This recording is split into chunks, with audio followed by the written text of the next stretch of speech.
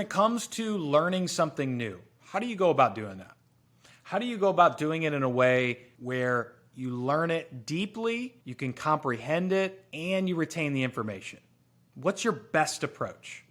Well, I'm going to tell you the one technique that I use that leaves all the other ones I found in the dust. But the great part is you don't even have to take my word for it. This is actually a learning strategy poached from a Nobel Prize winning physicist named Richard Feynman.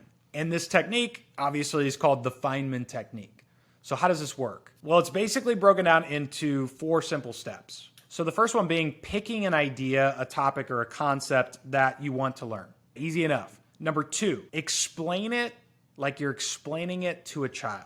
In the simplest terms possible, describe this idea, this concept. What you're quickly going to realize is the depth at which you actually understand. And so step 3 is identifying any of these knowledge gaps as you're doing that. So one of the best ways to kind of do it if you don't have a child on hand is to just talk out loud, right? Just talk out loud and explain it in the simplest terms you possibly can.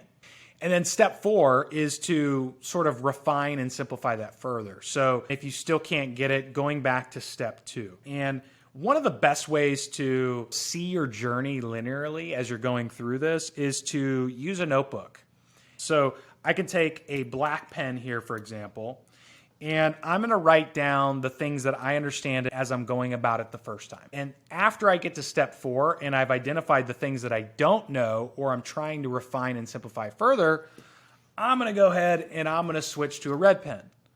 And in the red pen, I'm going to go ahead and build on that. And it's a great way to visualize the progress at which you're learning this concept or this topic and the depth. Now, you're probably saying, I've probably heard about this before. I'm actually doing this without knowing it. Yeah, you probably are. In fact, most of us are.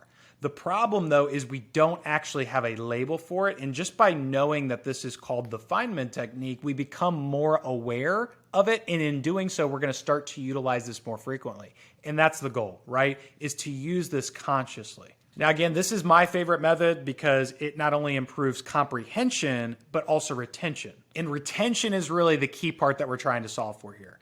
The styles in which we learn impact the retention rate. For example, if we're just listening to something, if you're listening to this, you're retaining about 5% of what I'm saying, long term.